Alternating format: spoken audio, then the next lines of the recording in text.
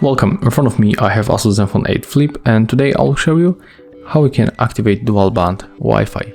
You have to go for the settings, find network and the internet, go for the Wi-Fi option and tap on the switcher into the dual-band Wi-Fi.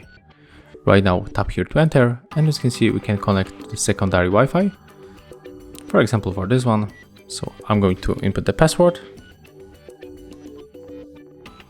And as you can see, when you input your password, you have to click done. And after a few moments, we'll be successfully connected. As you can see, here it is.